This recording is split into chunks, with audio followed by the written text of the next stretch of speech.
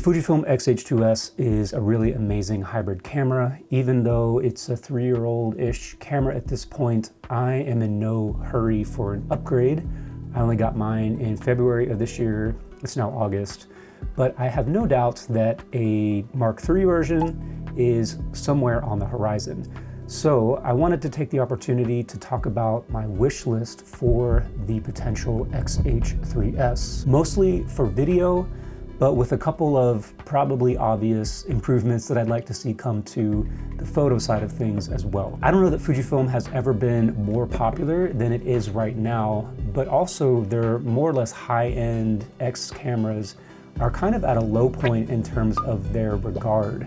And I think it has mostly to do with that one thing that is the elephant in the room when we're talking about Fujifilm as a professional photo and video tool. And we'll get to that. Before we get into the wish list, I want to quickly talk about what the X-H3S is and what does the S stand for. Speed. Essentially, it's meant for fast action subjects, whether that's like sports, birds in flight, I don't know, cheetahs, something like that. Which isn't to say that you can't use these cameras for whatever subject matter that you want to use them on, but those kinds of subjects are where they excel. On the video side, the fast sensors come with a couple of advantages. Same thing with that rolling shutter, very minimal rolling shutter, very cinematic and very film-like motion cadence and motion reproduction, which I think is sort of minimized by a lot of people or poo-pooed by a lot of people, where they'll just be like, oh, well, you know, it's all about whip panning. There's more to it than that, in my opinion. With fast reading sensors also comes the potential of high frame rates with minimal to no compromises in image quality in comparison to your regular frame rates, 24, 30, 60. Anyway, that's kind of what the X-H3S is, and what I would imagine an X-H3S would be: a speed-focused, highly capable professional camera. So my wish list is very heavily focused on the video side of things. This camera is way beyond my capabilities as a photographer. But if you are a photographer who does take advantage of this camera more than I do, I'd love to know what other improvements you'd like to see on the photo side of things. Okay, let's get into it. What do we want to see from the Fujifilm X-H3S? The elephant in the room with Fujifilm is autofocus, and it applies equally to photography and video, in my opinion. Fujifilm has been updating this camera and really all their cameras quite a lot, and whether or not they've improved autofocus capabilities or made them worse is hit or miss, I guess. But I wonder if there is an underlying technical problem or technological improvement that Fujifilm needs to make. And I'm obviously not an engineer, but one thing, like in terms of raw numbers, that you may notice with Fujifilm is just the overall number or the total number of phase detect autofocus points that this camera has in comparison to some of the competition. And it's fewer. So maybe it just needs to add more phase detect autofocus points to the next camera. I don't know, but of course we need better continuous autofocus. We need autofocus that doesn't give us false positives when it comes to focusing on eyes or other critical areas of the scene. On the video side of things, just the tracking, I mean, it needs to be quicker, it needs to be more confident, it needs to look more like somebody, a really good focus puller is pulling focus, and not somebody who is just trying for the very first time to pull focus. I wish it was stickier. I always set my camera, that's the X-T5 by the way, to lock on to the subject. So if I hold something up in front of my face, I want it to stay on my eye and not move to whatever this is, but that's hit or miss with these cameras at best. So I don't want to belabor this point. We all know that the autofocus needs to be improved. Of course, it goes without saying that we're looking for improvements to image quality, better dynamic range, better low light performance. But as far as resolution, I'm perfectly happy with the 6.2K 26 megapixels of the current camera. I think that's really a good sweet spot for aps-c. But if they were to bump it up to 40 megapixels and 8K, I'd say yay, as long as it meant that we're not sacrificing any of the capabilities of the current camera. This camera is amazing for photography and videography, and I don't want it to be just a video focused camera for me, because I really enjoy using it as a photo camera. And I like, you know, if I'm trying and failing mostly to shoot birds in flight, this is the camera that I'm going to use and not the X-T5, because that's what this is made for. Switching between photo and video, even though you have all these custom profiles, so my C1, C2, and C3 are all video, and C4 through C7 are all photo. But even though I have all of those different profiles set to different things, I often find that I'm still a little bit lost when it comes to how this camera is set up, regardless of what I'm trying to do with it. I mean, all of these buttons and dials are essentially customizable, but you cannot customize them for video and for photo. It has to be both. The usability of the camera is going to be affected if you're trying to use it as a hybrid camera, and I think that's super unfortunate. I love the build quality, I love the looks of this camera, and I think it's mostly pretty comfortable to hold and to use. I think the thumb grip here is a little stabby and the battery door is a little bit creaky. I also don't think it would be amiss if they made the overall camera a little bit bigger. That way, some of my other gripes, like having a slightly larger joystick with a little bit more of a concave feeling so your thumb kind of fits in it better, that would be possible. I also wish that Fuji had, instead of just a D-pad, if they had a scrolling wheel like Sony's cameras have. That just gives you another customizable scroll wheel. I often put mine to ISO on Sony, so that'd be cool if you could do that on Fujifilm.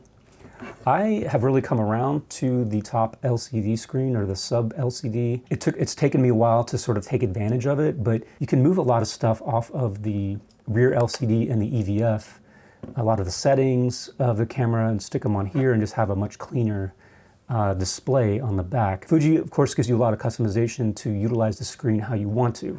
So I kind of like it. I wouldn't be terribly upset if they just got rid of it and gave us more buttons and dials, etc. But if they do keep it, maybe make it a little bigger, and we'll kind of get to the reason for that in the video section.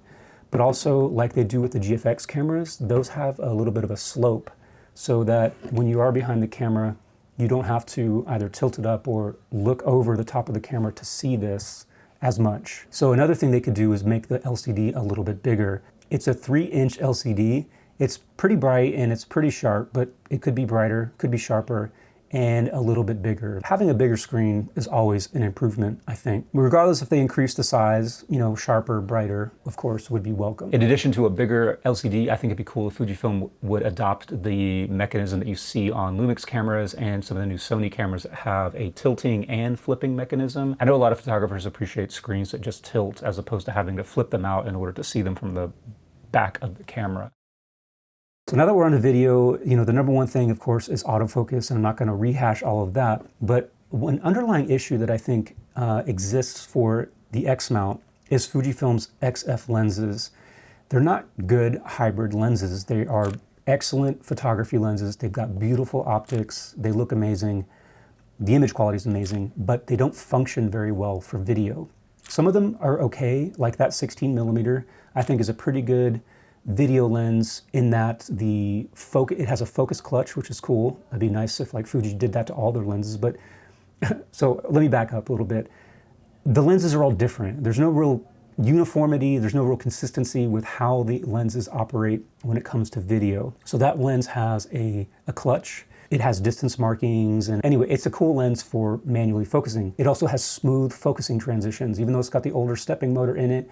When you are racking focus, whether you're in manual or in autofocus, it changes focus smoothly. Of course it does, why wouldn't it? The 56mm f1.2 lens, the new one, has a stepping focus transition. So it's essentially useless for racking focus in a shot for video. Fuji's lenses do not have smoothly opening aperture rings, so even though most of them do have an aperture ring, they don't have a declick option like most of the other brands do, because you always have these sort of stepping aperture changes. I don't expect that Fuji is going to completely overhaul its lens lineup to be more hybrid focused. It's a legitimate limitation when it comes to adopting this system as a video focused system where you want to take advantage of autofocus.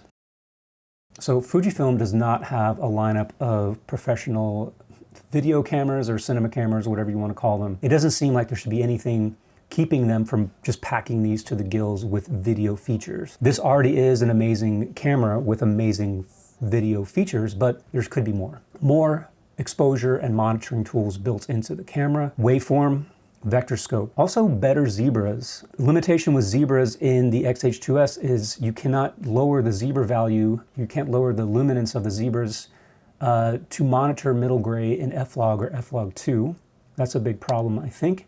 And also it'd be nice if there were two zebras that you could set and toggle between, like you can on a lot of Sony cameras. So you could have a zebra to alert you of clipping your highlights, and you could have a zebra level set to monitor middle gray or skin tones, and you can just toggle those. So in the X-H3S, better zebras, waveform, vector scope, false color. It would also be amazing if they do keep the top LCD or the sub LCD, if they make it a little bit bigger and have the ability to display waveforms and vector scopes on that top LCD. That'd be really cool. And if it was full color and you could have like a full color waveform on there, that'd be awesome. One amazing thing about the X-H3S is that it allows you to shoot in 6.2K open gate. One of the traditional reasons to shoot in open gate on sort of high-end productions is to use anamorphic lenses, and the resulting image is going to give you that CinemaScope, that 1:39:1 or 1:35:1 aspect ratio.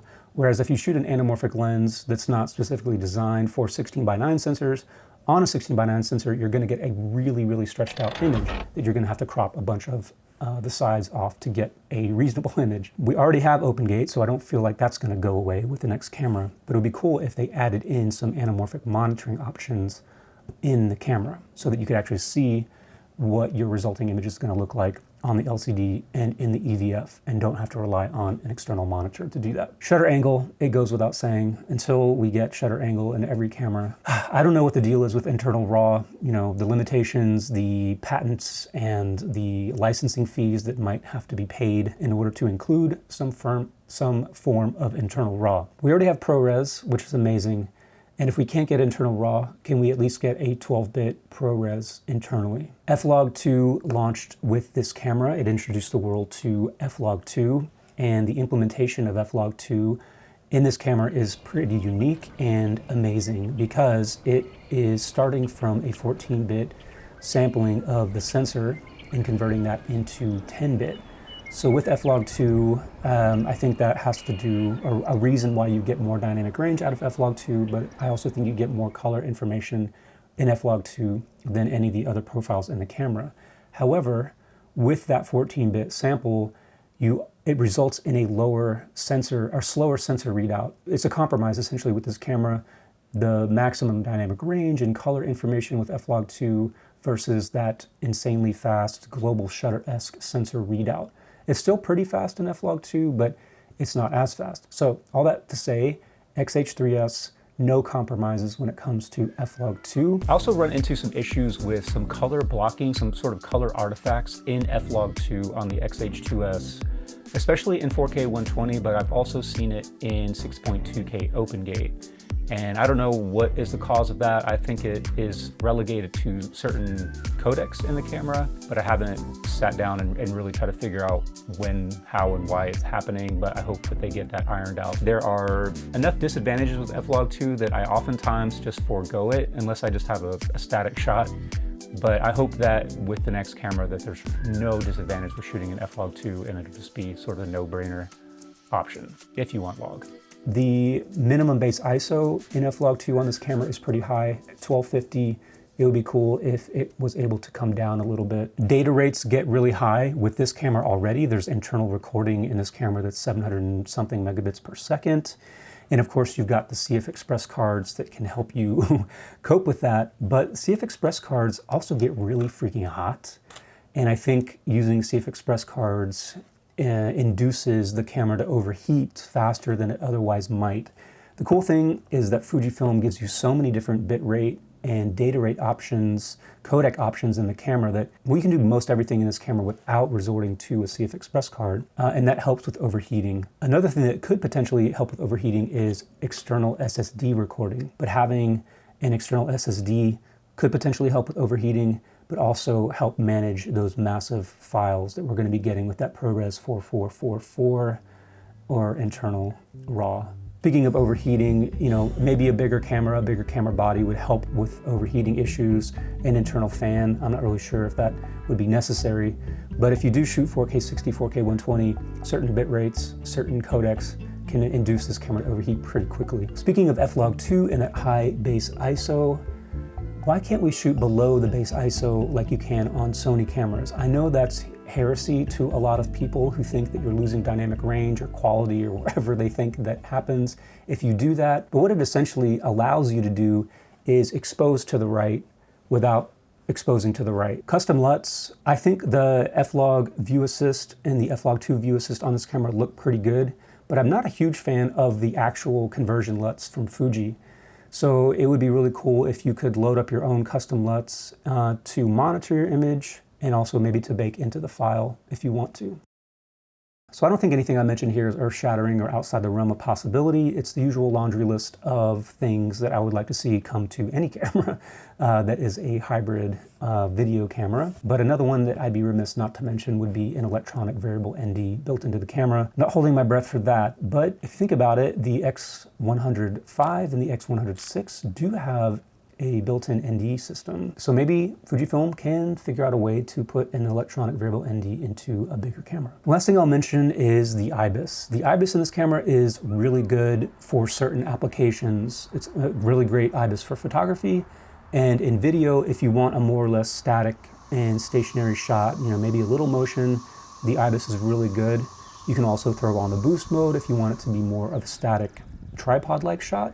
But if you actually want to move the camera and have it feel more like a handheld shot, the IBIS can be a little bit too strong in that it can kind of stick to things or stick to a position, and then it'll eventually give up after you've panned the camera, and you can sort of see that sort of stick and jerk motion in the image. So I oftentimes just turn off the IBIS when I'm handheld, which is really jerky. You have to really kind of weigh the camera down to get rid of those micro jitters. But another thing you can do is shoot 6.2K. That gives you a lot of room to reframe and stabilize in post. But without having to do that, it would be cool if there was some customizability to the IBIS. Like you'll find in like a lot of telephoto zoom lenses that have OIS, they often have like different settings that will allow you to have sort of natural looking panning or natural looking tilting, whatever. Just kind of dial in the settings for how you want to use the lens, but still have it stabilized. So it'd be cool if there was some sort of stabilization options for the IBIS in the camera as well. That's everything that I could think of that I would like to see added to a potential X-H3S. I'd love to know if there's anything that I did not include that you would like to see Fuji add, or just reiterate some of the things that I said and just really let Fuji know what is important to us that we'd like to see. Thanks for watching, and see you in another video.